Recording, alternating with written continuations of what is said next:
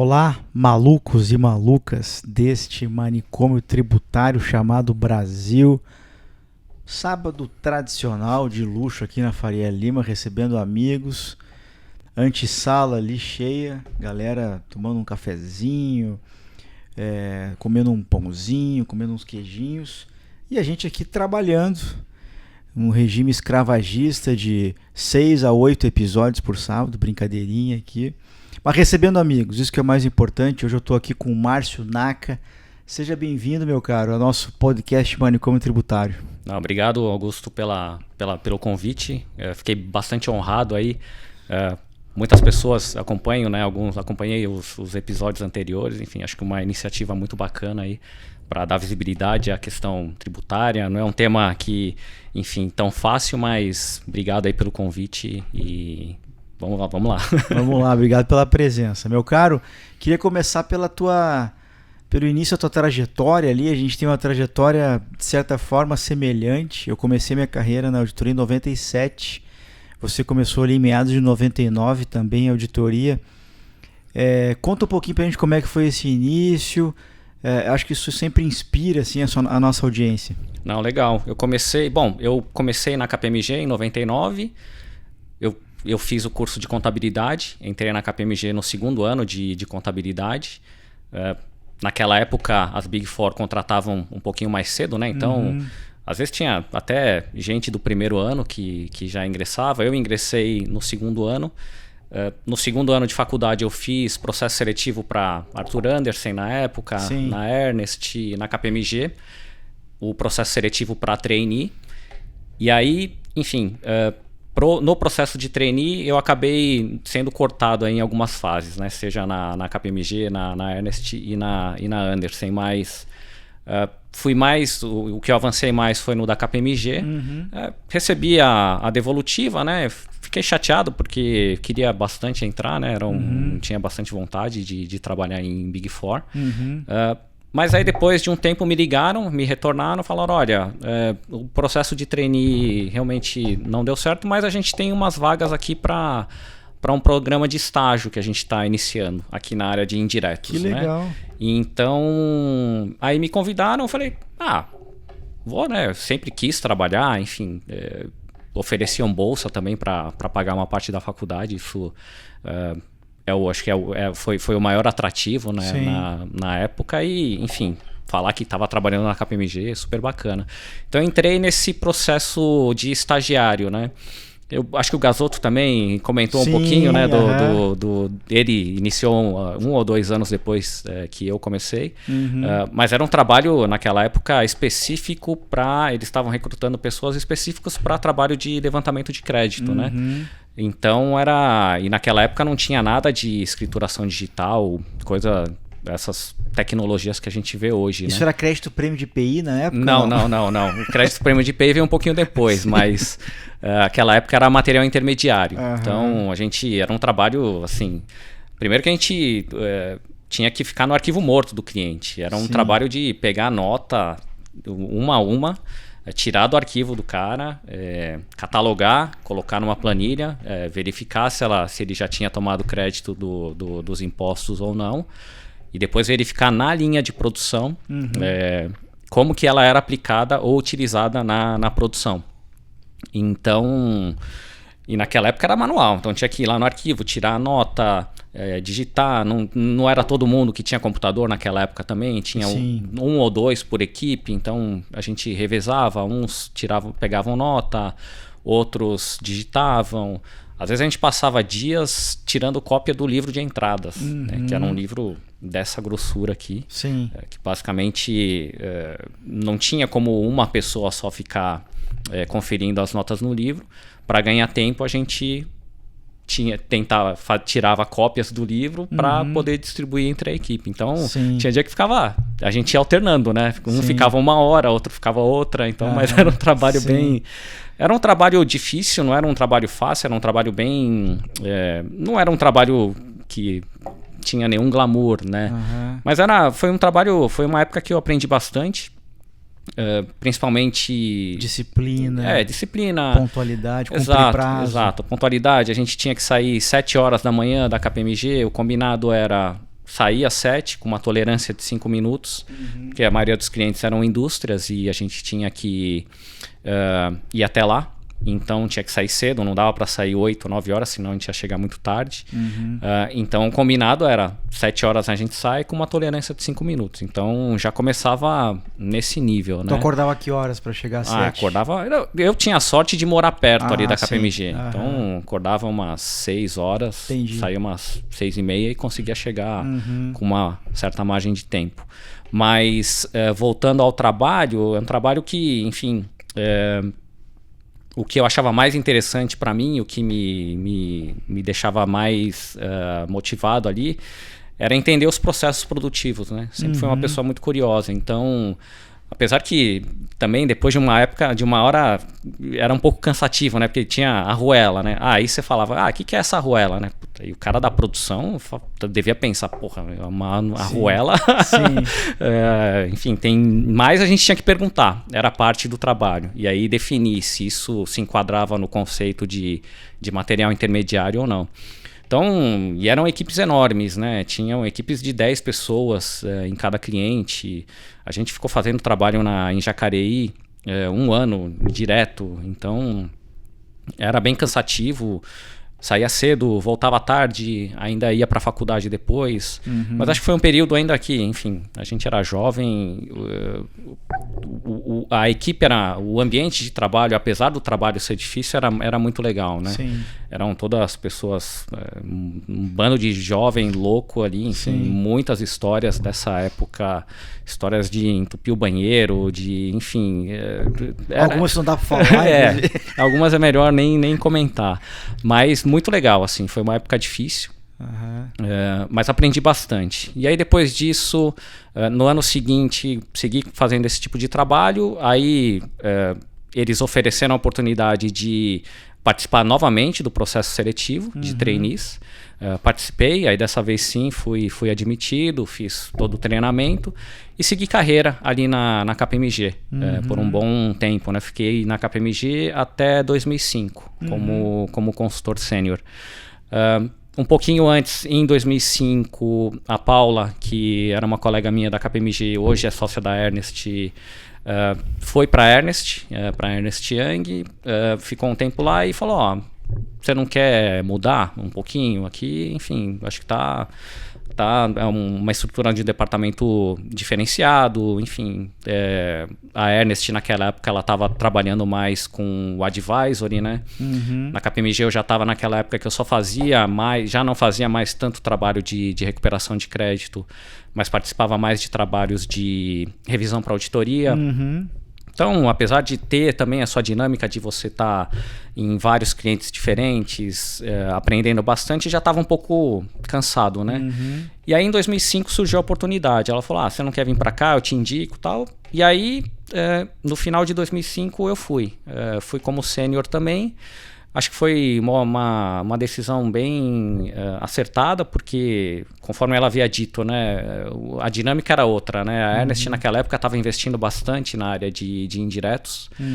Contratou um monte de gente da KPMG, da Deloitte, enfim. Estava fortalecendo mesmo o departamento. E lá eu tive a oportunidade de fazer mais trabalhos voltados junto com o time de International, né? Então, naquela época também o Brasil estava começando a entrar nos holofotes aí de investimentos externos, então tinha muita empresa estrangeira buscando ou pensando em fazer investimento no Brasil. Então a gente capturou bastante esses clientes e eu comecei a atender mais clientes de fora, né? Ali na Ernest. Ali a liderança na época era o Sérgio Fontinelli ou ele estava na General Motors? Não, ainda? Ele estava na GM ainda. Ali o Jefferson, que era o líder de indiretos, e o Frank Demeyer, que cuidava da área de customs, né, de global trade. Sim. Inclusive, por conta desses trabalhos mais com clientes de fora, enfim, naquela época eu tinha um inglês intermediário, então ajudou bastante.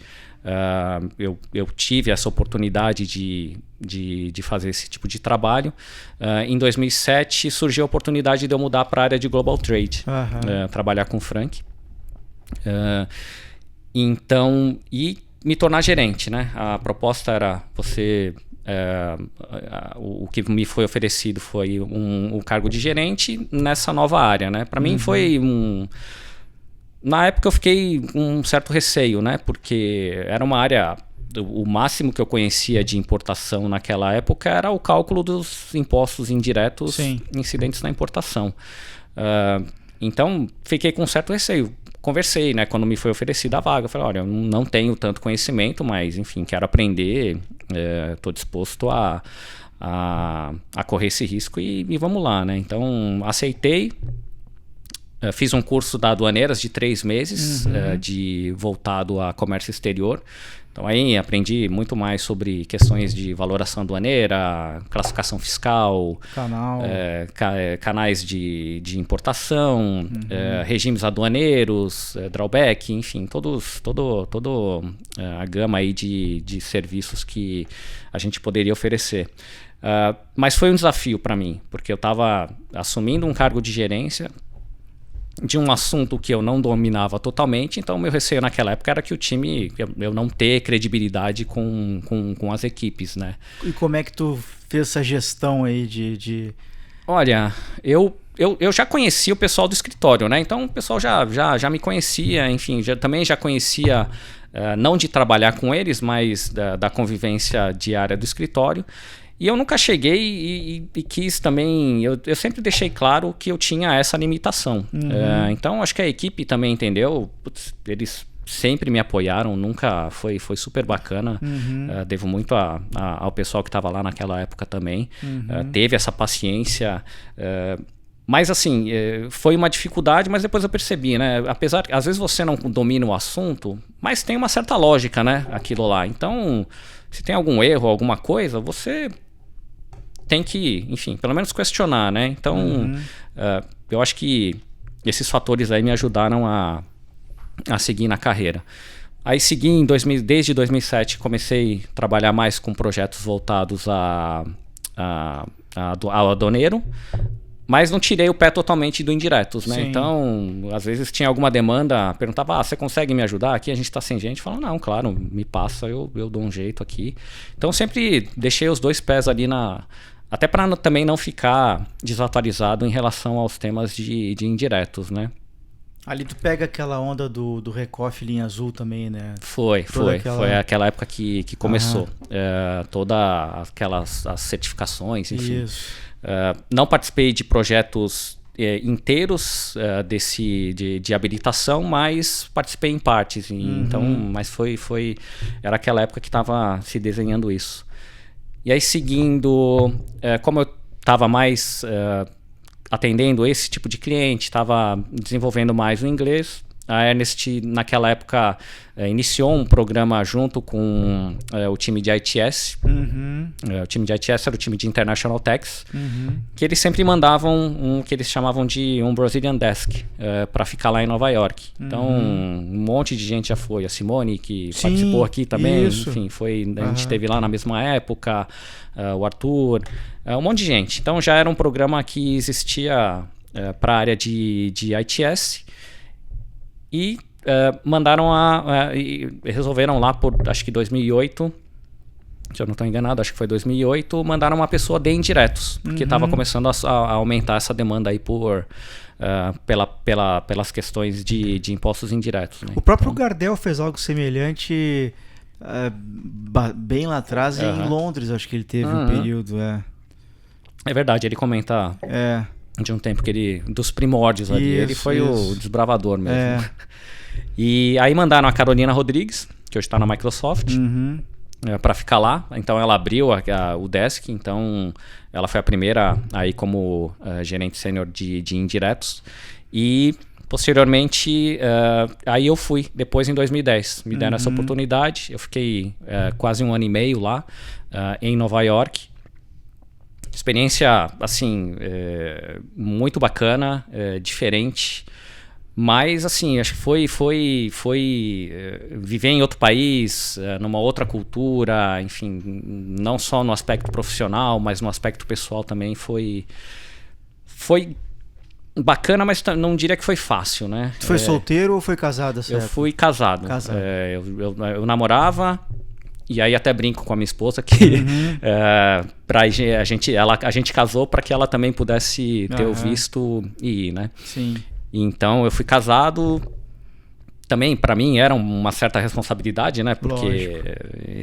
Mas enfim, ela se virou melhor que eu lá, eu acho. Então, e depois voltei. Aí voltei em 2012. E aí quando eu voltei lá de Nova York, aí eu comecei a participar de projetos mais voltados junto com a equipe de supply chain, ou a equipe de advisory ali da Ernest, né? Então eu comecei a participar em mais projetos voltados à revisão de malha logística, strategic sourcing, identificar Site oportunidades. Selection. Isso, exato. Localização de plantas, CDs, esses projetos um pouco mais estratégicos para a empresa, né? E aí naquela época começou os trabalhos super legais, assim, desenvolvendo. Não eram trabalhos fáceis, eram trabalhos aí que, enfim, tinham prazos super apertados, tinham muitas variáveis, por exemplo, essas questões de logística sempre variavam muito, então eram trabalhos que demandavam bastante mais. O resultado, eu achava incrível saber que, sei lá, uma determinada empresa abria um CD em tal lugar por conta desse apoio que a gente deu. Mas eu comecei a sentir também um pouco de... é legal ajudar, mas eu não participava na implementação, né? Faltava alguma coisa, né? Ficava muito só na teoria para mim aquilo. E aí eu sempre, desde que eu comecei a minha carreira, eu sempre tive vontade de... Quando eu comecei, eu falei, não, eu quero me tornar sócio, né? Acho que eu tinha essa ambição, tinha essa vontade. Em 2014 eu fui promovido a diretor executivo, segui fazendo esses trabalhos, mas aí com aquele sentimento ainda, né? De, putz, é legal, mas... na hora que tem que decidir, eles fecham a porta e eu saio. E falar, não, beleza, obrigado e depois se dá algum problema eles voltam para te questionar. E aí começou um pouco essa inquietude, né? E essa curiosidade aí de trabalhar no outro lado da mesa. Isso sempre... Eu fui bastante transparente também com os líderes que trabalhavam comigo, né? Isso até me ajudou bastante, né? O pessoal sempre teve muita paciência, enfim, às vezes eu participava de alguns processos seletivos, até comentava, enfim, deixei isso aberto. Na época o Frank entendeu bastante, me apoiou, enfim, falou, você tem que tomar a sua decisão, independente do que, você tem que ver o que é melhor para você. Só que, enfim, fazia os processos e não conseguia. Assim, eu notava um mercado muito preocupado ou com receio pelo fato tinha experiência em consultoria. De eu só ter experiência em consultoria. Se eu me adaptaria ou não, enfim. E eu comecei a fazer muito trabalho para a Kellogg's, né? Como meu cliente. E naquela época a Kellogg's, lá por 2016, 2017, a Kellogg's comprou a Paraty, que é uma indústria de biscoito lá de Santa Catarina, era uma indústria local. A Kellogg's queria expandir aí um pouco o portfólio dela, porque, enfim, o brasileiro não tem o hábito, não é da nossa cultura, né? Comer cereal. Então eles queriam expandir para outros negócios, no ramo de snacks também. E aí ela comprou a Paraty, e era uma empresa que era 3 vezes maior que a Kellogg's.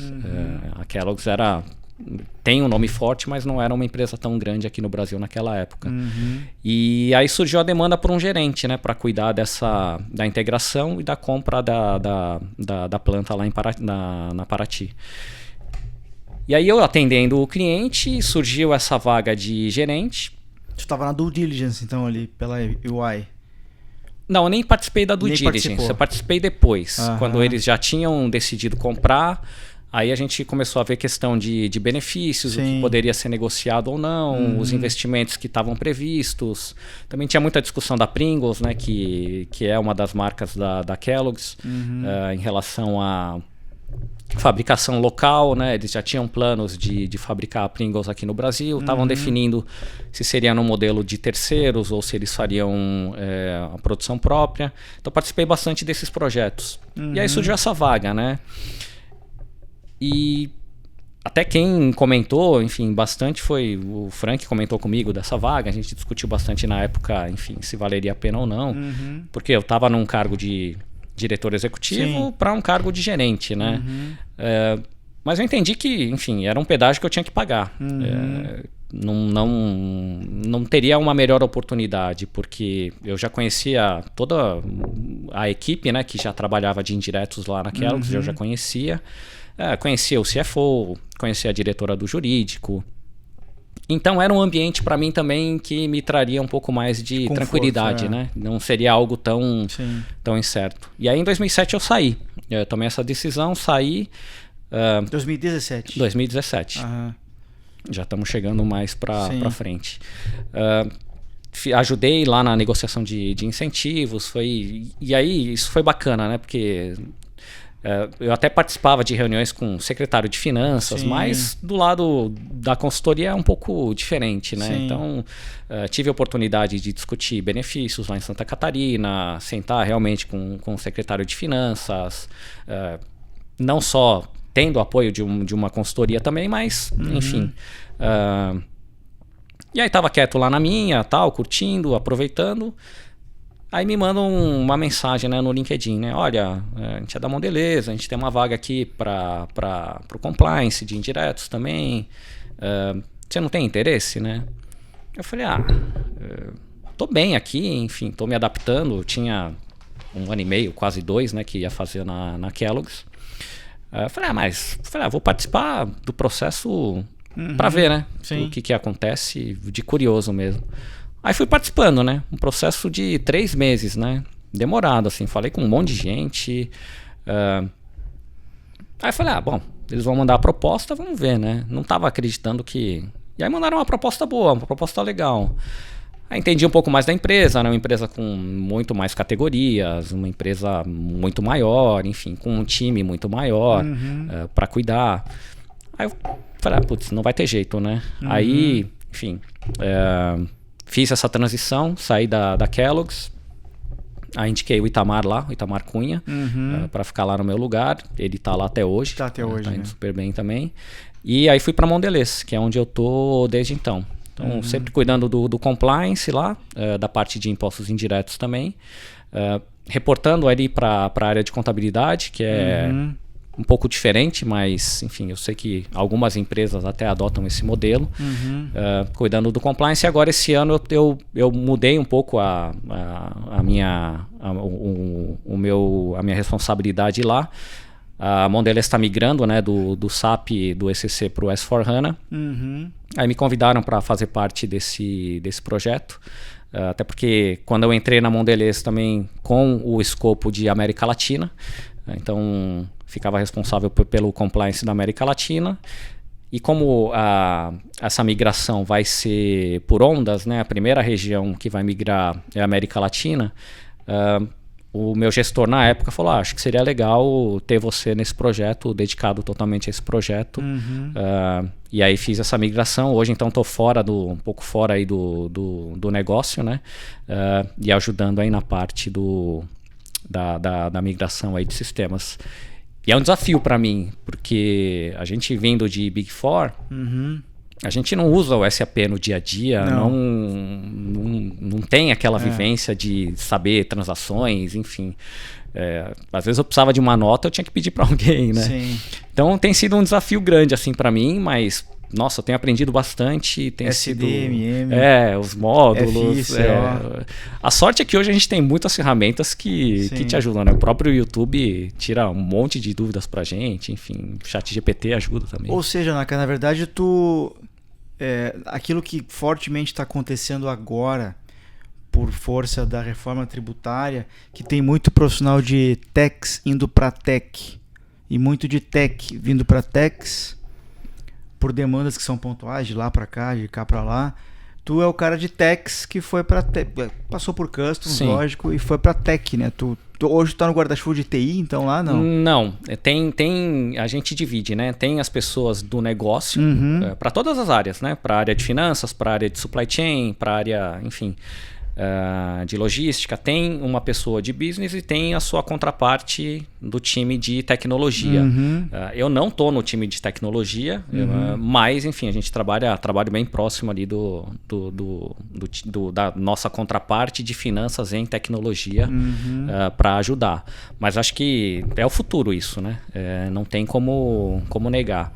Até na Mondelez a gente dedicou algumas pessoas, alguns profissionais para ficarem mais focados nessas questões aí de qualquer mudança de SAP, ajuste de nota técnica, enfim, tem um time lá que cuida disso, né? Então, não tem como, acho que é o futuro mesmo. E assim, é uma vantagem competir para você ser um cara que traduz bem essa dor que o pessoal de tech sente, ou customs, para quem está criando essas soluções, migrando sistemas? Eu acho que sim, até porque tem muita empresa que não migrou ainda, né? E, enfim, vão ter que fazer, necessariamente vão ter que passar por esse processo de migração. Não que eu pense em sair, mas eu acho que esse projeto também tem me ajudado a entender todo o processo, não só fiscal, mas todo o processo da empresa em si, né? É um negócio, assim, é um projeto, isso é público, né? Um projeto de 1,2 bilhão de dólares que a Mondelez está investindo num projeto global de mudança. Aí você pensa que é um projeto simples, é de SAP para SAP. Não é. Assim, tem muita coisa, muito detalhezinho. Então a gente está revisando todos os processos. É o que a gente chama lá de snakes, né? Eles desenham todo um processo desde venda, desde criação de ordem, de como esse pedido é colocado, e todas as áreas que são impactadas. Então, não só em relação a isso, né? Migração de dados, mudança de questão contábil também, que está acontecendo. Então, é algo que tem me agregado muito assim, para conhecer um pouco melhor os processos aí da Mondelez, porque de novo, né, com a vivência em consultoria é difícil, né? A gente fica só restrito àquela a questão de tax, o dia a dia de tax. Até a gente tem a impressão, né, de quando eu mudei para a indústria, foi algo que me chamou a atenção, assim, né? Eu tinha uma visão diferente da área de tax. Eu achava que era um business que era uma área que tinha muito mais influência no negócio, e aquilo para mim foi meio que um choque, assim, né? Foi completamente diferente. E tu vê hoje essa influência aumentando, esse protagonismo aumentando? Depende muito da comunicação que é feita pelo gestor. Tu viaja, né, bastante, seja para o sul, seja nordeste, enfim, e interage muito em grupos de discussão. Como é que tu vê essa perspectiva? O profissional de tax, ele está se tornando mais persuasivo ou está perdendo essa oportunidade, Naka? Eu acho que tem que, né? Não tem como, até por conta do tema da reforma tributária, o profissional de tax tem que ser mais persuasivo, mais protagonista, como dizem hoje. Mas ao mesmo tempo eu acho que depende muito também de outros stakeholders que estão na companhia, né? A Mondelez, enfim, eu vejo profissionais tanto da área de finanças até, enfim, os cargos o cargo de presidente. Eu acho que quando essas pessoas têm um conhecimento de impostos, ajuda muito pra gente. Não tem todo aquele trabalho de por mais que, enfim, eu acho que todo CFO, todo presidente tem que conhecer de impostos aqui no Brasil. Mas tem os que se dedicam mais e outros que se dedicam menos, né? Eu acho que os que se dedicam menos dá um pouco mais de trabalho e ele tende a não dar tanta importância ou ver, a não ser que aconteça alguma coisa muito ruim, que aí sim vai lembrar, tomar a agenda dele. A agenda dele. Mas eu acho que sim, tem que ter esse protagonismo. Eu acho que ajuda muito quando o CFO, o presidente, tem um conhecimento de impostos, sabe o ambiente que ele está lidando aqui no Brasil. Ajuda muito mais. Mas o profissional de tech, sim, tem que correr atrás, tem que fazer o seu papel, né? E a opção do projeto para você foi uma opção tipicamente por conta da falta de suporte que se avizinha aí dentro de alguns anos do SAP S/4HANA, ou tem... Não só isso. Não só isso. Existe um desejo da companhia que o S4 te abre muito mais oportunidades de inteligência artificial, de novos recursos, trabalhos que hoje são feitos que demandam muito tempo por serem processos manuais. Você vai conseguir melhorar e otimizar esse tempo para, enfim, para buscar oportunidades. Então, não é só por conta da mudança, o fim do suporte do ECC, mas também aí por conta dos novos recursos que vão... E também...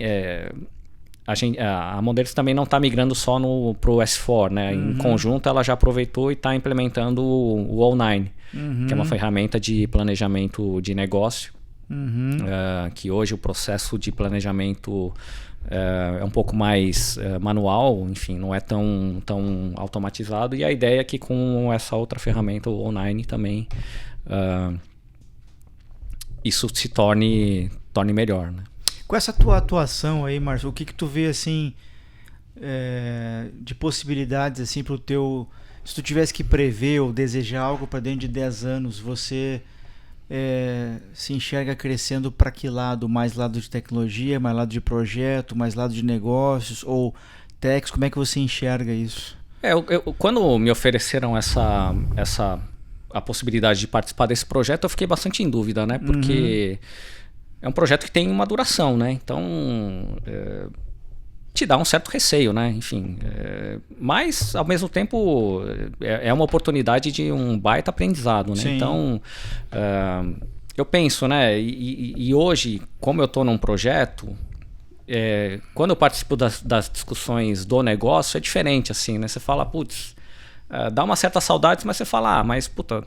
Tá legal aqui também, né? Eu tô aprendendo bastante aqui no projeto. Como que a empresa ganha dinheiro, como que ela perde. Entender aí os processos. E aí o que eu tenho visto, né? Eu acho que de caminhos lá também, sim. Acho que a Mondelez, e é o que me atrai trabalhar lá, toda hora tem alguma coisa acontecendo, né? Então novos projetos vão surgir e, enfim, a gente vai se adequando, né? Ainda que... não descarto também eventualmente a possibilidade de voltar para o business, mas participar de projetos, tem um time global de impostos que cuida, que é mais responsável por tecnologia, então também vejo aí como uma possível área para o futuro. Eu acho que esse projeto tem me ajudado, me capacitado bastante para outras posições. E seria legal, que seria uma posição global, né? Sim. Então, abriria bastante portas. Mas a Mondelez é uma empresa que a cada ano ela está de um jeito, né? Então, isso é muito legal. Então, e compra muito, vende muito, né? Sim. Crescimento muito através de M&A também, né? Sim. Sempre está surgindo alguma coisa, a empresa sempre está buscando investir. Então, a gente nunca sabe o dia de amanhã, né? Tanto em relação à empresa quanto pessoas também, né? Sempre... pessoas sendo promovidas ou mudando de posição, e a cada ano é uma empresa nova. A gente tem que estar sempre se adaptando. Qual que é o perfil hoje, Márcio, do profissional que tu busca no mercado para trabalhar contigo quando tu precisa abrir uma posição? E essa seria uma pergunta. E a segunda é, dentro da Mondelez, onde tu consegue identificar mais profissionais com esse perfil? Perfil, eu acho que tem que ter o perfil técnico, isso não tem jeito. Eu acho que tem que ser... Os profissionais de hoje têm que ter essa afinidade aí com questões tecnológicas. Sim. Não dá para fugir disso. Então, e fora isso aí, as questões aí de os soft skills, né? Que acho que é difícil, né? Você acabar capturando entrevistas, mas, enfim, eu acho que você consegue ter alguns sinais. Na Mondelez, geralmente a gente... Bom, quando eu estava na posição, eu sempre tentava promover as pessoas que estavam nas posições, né, internamente, né? Então, se eu estou precisando de um coordenador, eu tento identificar... Como era um time grande, a gente tentava identificar entre os seniors, um consultor, um analista sênior lá que teria capacidade. Então, a gente estava sempre buscando os analistas, né? Então, sempre começando... estagiário, né? Então, e passou bastante pessoas por lá. Enfim, quando a gente vê que um estagiário está engajado, entende a dinâmica do negócio, como a coisa funciona, a gente sempre tenta dar preferência e contratar esse pessoal. E aí isso ao longo do tempo a ideia é que, enfim, se faça um plano de carreira, né? Na indústria é mais difícil, né? Isso até é o que me atraiu muito a trabalhar com consultoria, né? O plano de carreira, chances reais de ser promovido a cada tempo. Na indústria é um pouco difícil, né? Mas a gente, junto com o time lá, a gente montou um mapa de competências, e um mapa mais não específico de atividades, né? A gente tentou colocar todas as atribuições, né? Desde o analista até um gerente sênior, né? Sim. E aí ficou muito legal, porque no final a gente montou uma tabela, né? Com os níveis, né? E as atribuições. E aí fica claro ali, né? Você tem que ser muito mais técnico no começo, e aí mais para frente você tem que desenvolver outros tipos de habilidades, né? E acho que isso ficou claro para o time inteiro. Então, não, eu acho que eu às vezes, não, entendo que eu estou pronto para uma promoção. Falou, não, o que a gente está vendo é isso aqui. Você acha que está cumprindo bem, enfim, você já está fazendo esse papel? Porque a gente vai te promover quando você se mostrar que está preparado, né?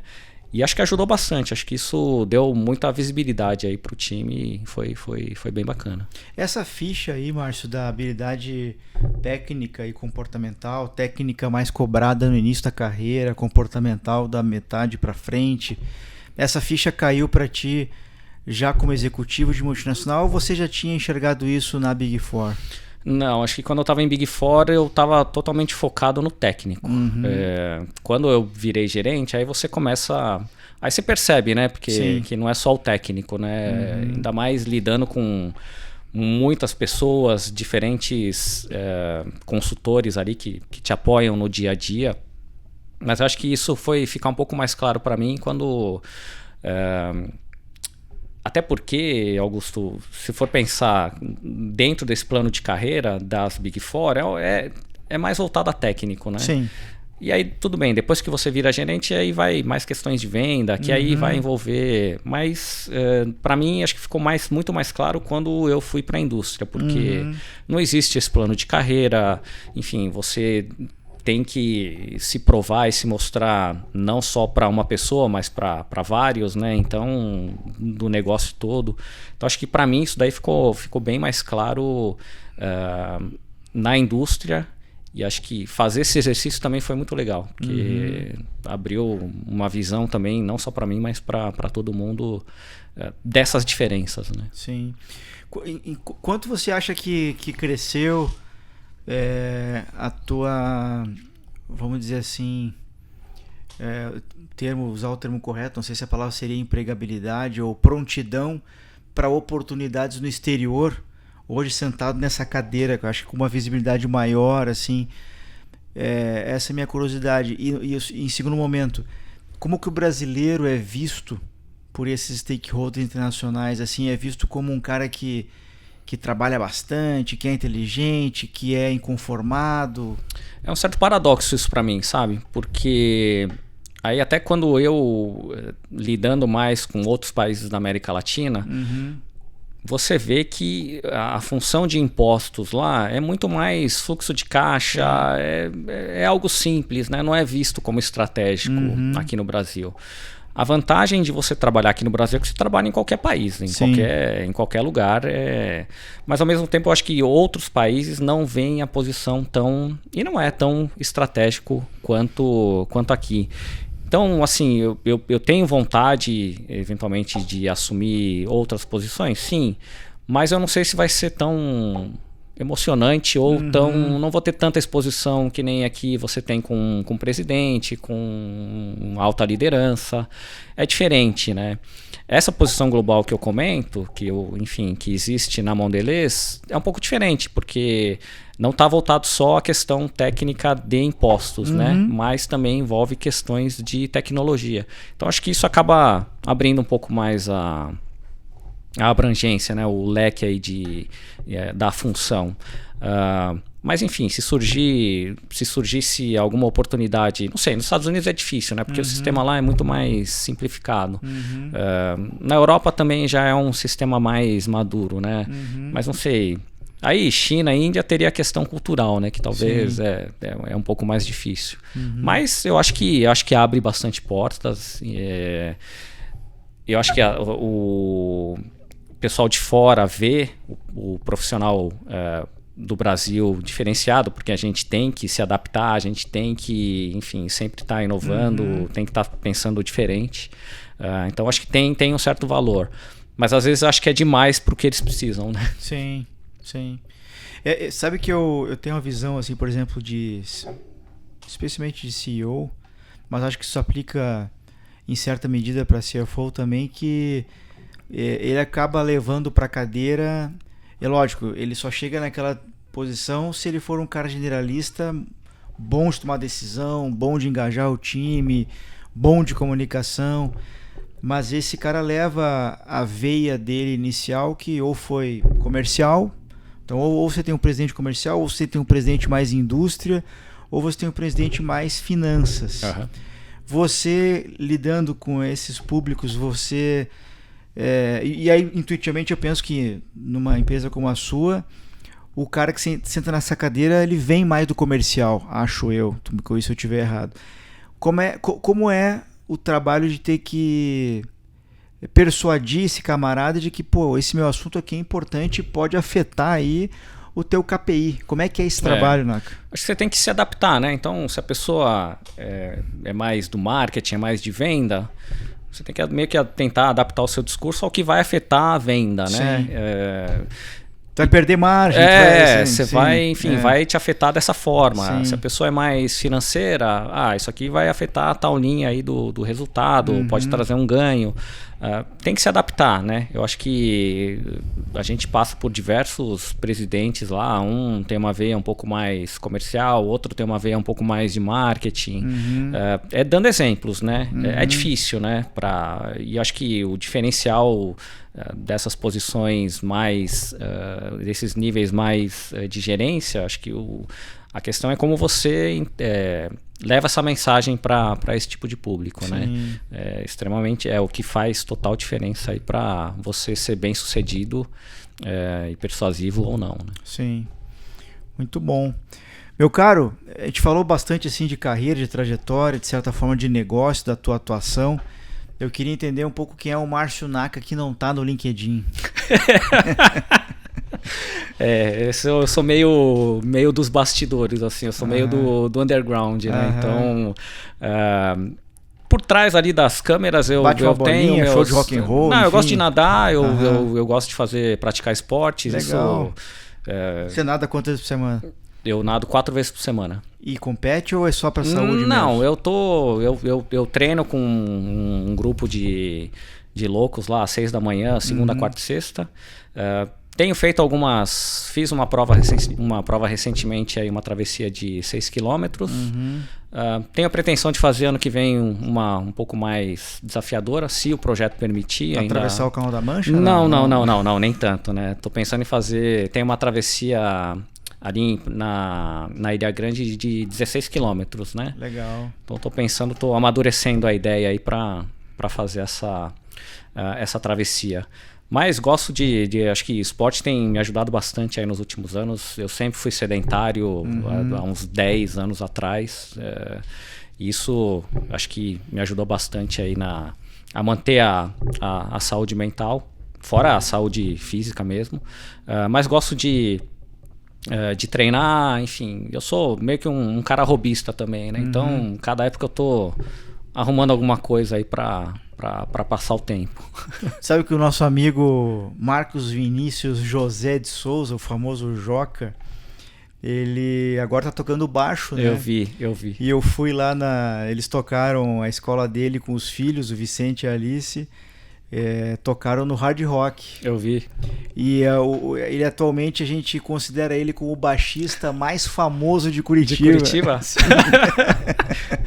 Eu não conheço nenhum outro, então realmente...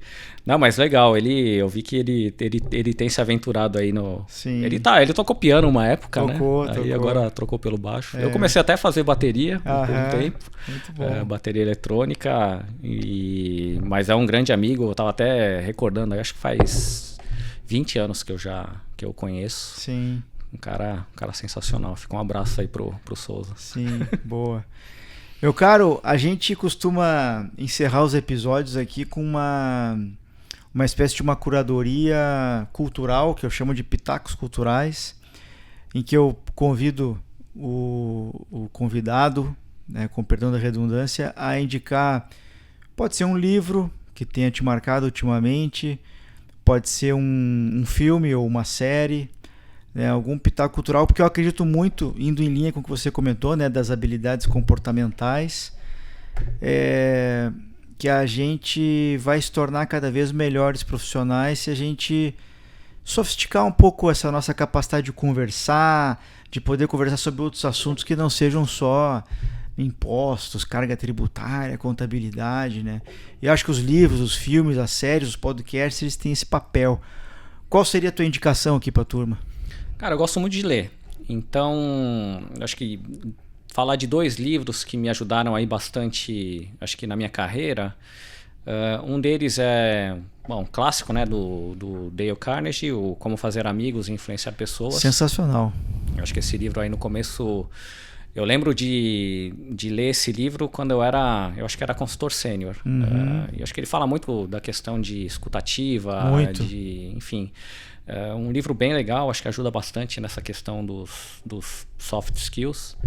Acho que um outro livro também que para mim me marcou bastante assim, foi O Poder do Subconsciente, que é um livro que fala um pouco de como funciona, né, da questão do consciente para o subconsciente, né? Tem pessoas que são mais céticas que talvez achem que é algo que você não vê, né? Você não toca, você sente isso, né? Então, eu acho que é um livro que explica um pouco como é que funciona o cérebro e qual a influência, né, dos seus pensamentos em relação ao que acontece aí na sua vida. Então, esse livro também acho que foi um livro que me ajudou bastante, né? Também nos treinos, acho que influenciou, acho que na vida profissional, acho que de forma geral...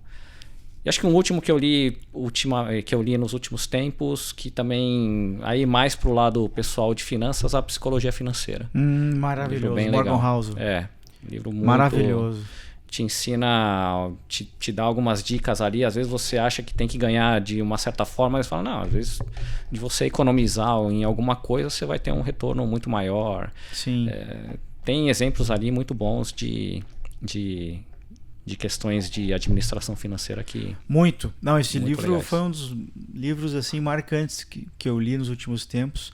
Eu gostei muito do Princípios do Ray Dalio também. Foi muito legal, mas esse do Morgan, cara, eu lia ele com um bloquinho de notas do lado, assim, muito, muito marcante. E esse raciocínio aí de, às vezes, sei lá, cortar um custo, tem muitas empresas aí, né? Se tu vai falar com um CFO, eu me lembro de uma vez que eu tive um debate desses que ele falou assim para mim: Augusto, R$1 de venda a mais não representa R$1 a mais no meu lucro.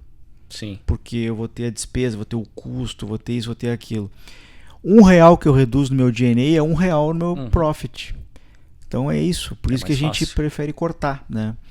Então aquilo foi muito marcante para mim. De certa forma, aquilo mudou um pouquinho a minha maneira de pensar nas minhas finanças pessoais, né? Exato. Aquela coisa da unha, né? Às vezes você quer... custo é igual unha, tem que cortar sempre. Todo ano. O Pedro falava muito, o Pedro Fernandes também. Sim. Falava muito disso, né? Você tem que...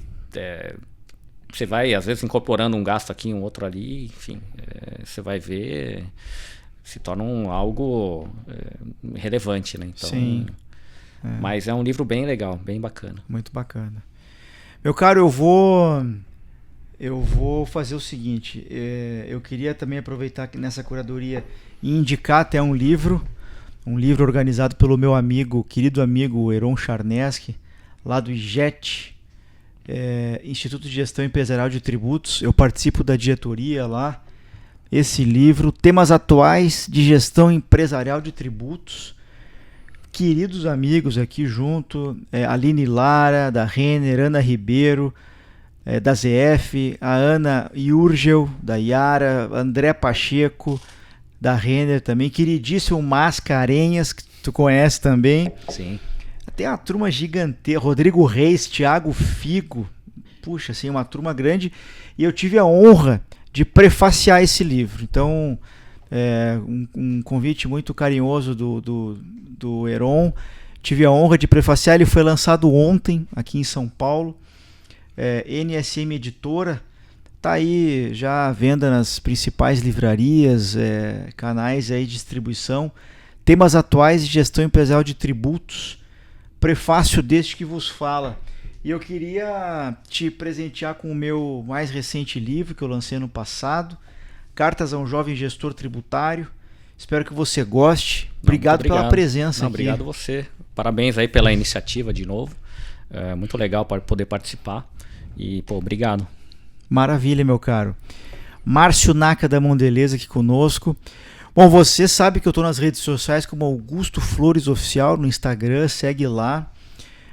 Os meus sites, augustoflores.com.br, www.mtxeduca.com.br, críticas, sugestões, mentoria 41995693841. Os meus livros, tanto o Cartas quanto o Manicômio Tributário, estão disponíveis na Viseu, na Amazon, se encontra também no meu site, tá? Os livros estão lá. Depois até vou negociar com o Heron de colocar esse livro também naquilo que eu chamo de Biblioteca do Augusto, lá no MTX Educa, além dos meus livros do clube de leitura que eu conduzo com vários alunos e mentorados do Brasil todo. Eu coloco os meus livros e vou colocar também os temas atuais lá na Biblioteca do Augusto.